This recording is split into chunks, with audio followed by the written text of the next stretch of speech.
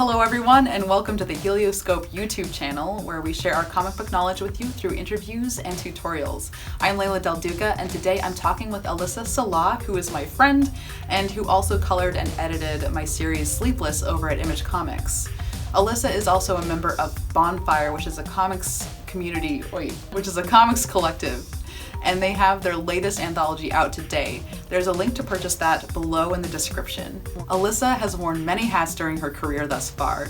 She's interned at Milkfed Criminal Masterminds, she's interned at HelioscopePDX, she has edited various series, she was an administrative assistant at Oni Press for a time. She's written and drawn various short comics, and now she is writing and drawing her own graphic novel. At any time in this video, feel free to subscribe and hit the bell icon for notifications. Otherwise, here's me chatting with Alissa Sallah. Hey Alissa! Hi Layla. Thank you so much for joining me. It's so good to see you, as always. I miss you. I miss you. So I'm just going to get right into the questions. You're one of the founding members of Bonfire Comics, a collective of cartoonists that published a yearly anthology under the Bonfire name. The latest Bonfire anthology is out in October 1st, 2020. What is this year's themes, and what are some of the highlights of this issue? Yeah, so this year we wanted to do something kind of open-ended or easier to work with than the last couple of years. Because in the past we've done kind of almost like, we've done like horror or like conceptual stuff, like we did like relationships, which can be kind of like, you kind of can work with it, but this year we went with the concept of dreams for the theme of the anthology. And so the book is called Stratus, so dreams, we felt like it could be really open-ended, where you can do like a realistic thing that's like literally dreams, or like a fantasy in almost. We like to keep it where people can really just do whatever they want, or just kind of submit whatever they've been working on and make it really easy to fit into the themes, because it's more of a showcase of art of like people who don't really get a chance to show their stuff very often. But yeah, Stratus is the name of the book this year. We release it at CXC every year, so that's what we're doing this year. It's going to be all digital because of all the crazy COVID stuff, and we were just like, you know, we're not gonna a physical book right now is going to be a lot more trouble than it can actually, I feel like it would be worth. As soon as it premieres on the 1st of October, everyone can just download it straight from our website as a PDF and everything. And I'll be doing the cover for for this year, so it's kind of like, oh, you get to see my artwork on the cover of this thing for the first time. Are you doing a comic for this one as well? Not this year. What we decided to do, just due to a lot of the limitations of what we were able to do this year, we decided to release kind of a limited version of the book online, and then an actual physical version, kind of like one of the nicer books that we've done in the past, is the print copies, which I'll be doing a comic for it, for that version, and then kind of that way we have something kind of different for the physical version. So I won't have anything other than cover and some interior art in there, but I'll do an actual like full comic for the physical one for next year, which will be kind of like a special version of it. I think my favorite comic of yours that I've read so far is the one in the horror anthology one with the fish man, which was really... I knew you were going to say that. Was that the year that you guys had when you presented it at the show, you had it kind of like in a buffet style on your table? Yeah. Can you describe that? Because it's one of the most unique things I've seen at a convention. Oh, for sure. Oh, that was so fun. So the group that does it with me is some of my closest friends from college, Juan Argil, Ashley Ware, and Alec Valerius, who I've done a lot of collaborative work on in the past with. And we all decided, you know, like, we want to stand out or do something kind of like different, because, you know, all the booths kind of end up blending together, and it really just depends on, and like, since we're so, what we do is so like weird in a sense, and some of the stuff that we put together is kind of weird, and we try to keep that like, almost like fine art roots to it, and like weird performance stuff. So we were at like Party City right before CXC that year, and we were just like, we came across some like fake dining room stuff, and we were like, guys, let's just make it like a buffet table, and then the book will be out on a buffet, and it's like delicious, and we have all this we made like fake caviar and stuff because the cover of the book was a plate of a fish, but it was like rotten and like horror-y and gross, but it was like being served.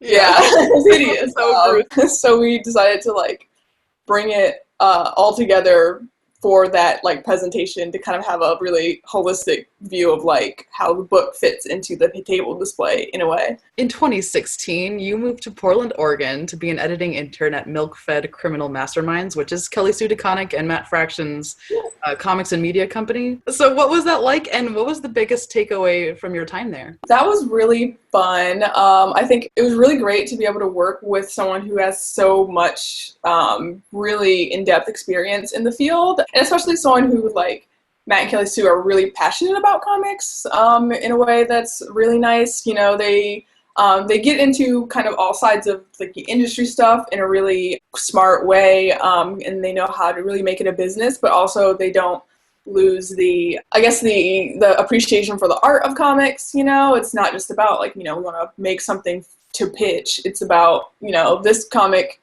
or we want to make the art that we want to see, and then how we maybe like working in like how we work with it is the business side of it is what makes it possible for us to make this comic scene, you know? And I think that was a really helpful foundation to build from after, because I went to that like right after college, because I moved out to Portland. Like I literally drove my like beat up Honda Accord across the country, to Portland from Ohio, right after I graduated to do this internship, and just to really like, I felt like it would really get the ball rolling on my career and help me to really move in the direction or get as much experience as possible with like the business side of it, which, you know, I went to art school, so you got some business, but it was like, I think having really focused business on comics was really helpful because it was like, it wasn't just vague art business, it was business within the field of comics. After Milkfed, you became an intern at Helioscope, which is the studio I'm part of, and you ended up focusing more on cartooning than editing. What did you learn the most from being at Helioscope for an internship? My kind of like passion has always been the comics, like just creating art of comics. And so when I work in kind of a way that is from the ground up, in a sense, it's very like old school Midwest of just like work from all different business side, or like work from the bottom level, or like the very like outside of it in, or like I guess I want to experience like all of the facets of the work before I had really gotten into it, because I felt like that way I, you know, I kind of knew what to expect and how to manage, how to work within it and get the best out of it, out of my career as possible, I guess. But going to Helioscope was really nice because I finally got to go right back into just like the art side of it and just really just focus my craft more. And I think that was really actually like a defining time for me, because I had just gotten out of school like a couple months earlier, before the Milkfed thing, and so I was still really like reeling from all like the information I had taken in from college, and just like really still trying to find myself and my voice a little bit and like refine it. And while I felt like I was kind of on my way outside of school, Helioscope, I was able to just like focus entirely on just like kind of finding my voice and my skill and style, because I could just like go in for hours of the day and just work on something that I chose to work on, and not like a project or anything that I would need to turn in. So I spent a lot of time experimenting on different styles and artwork, and it was very like a time where I was just like finding different ways, or asking around the studio of just like, what do you think of this? I tried doing this weird thing where I like print out stuff and then draw on top of it. How do you think of that? And then over the course of that time, I really refined like what I think is my current like style, or like what I think people recognize my artwork to be. And I think that was, I don't know, it was just really helpful and nice to be around artists and just like have that freeform time. At the end of your internship program, or like towards the end of that, I hired you to be the editor and colorist on Sleepless, which your addition to that team made that book so much better than it would have been without you. So thank you again. But editing And coloring is not where your true love lies in comics. Tell me about your dreams and goals and about what you're currently working on. Even though I really liked working with you on Sleepless, and Sleepless is a fun book I'm really proud of, what I think brings me to comics and what I prefer out of working on comics is really just the making of like the storytelling aspects of it. Like I feel like whenever I'm doing like layouts or something for like a story that I'm doing, it's just like euphoric, just like the best time ever. Like I don't know, it's so like obsessive. Like I'll like, if I'm feeling like kind of burnt out working on like some colors or something for like some pages that I'm finishing, I'll like refresh myself by going and doing layouts. It's so ridiculous, but I just love like the storytelling aspect of comics, and that really is my passion. And I really just want to be able to, I guess my dreams and aspirations to be able to work as a full-time cartoonist if I can, just so I can just devote all the time that I want to comics, and that way I can kind of really perfect my craft, spend more time like kind of covering my bases of like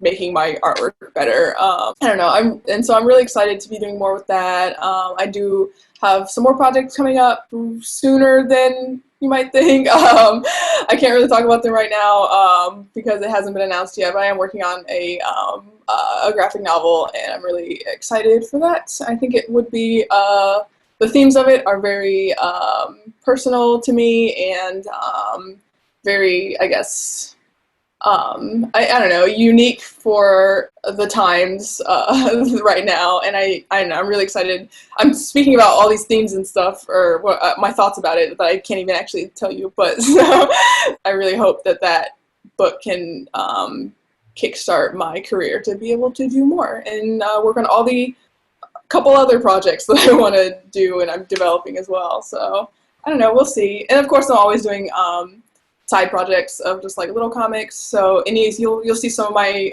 while it's not a full comic, you'll see some of my interior art for the Stratus anthology inside that. And just if you want some more art from me, and then just like side comics here and there that I'm working on. And really excited. Alissa's website and a link to purchase the latest Bonfire anthology are down below in the description. Again, feel free to subscribe, like, or comment if you would like to help us grow our online community here.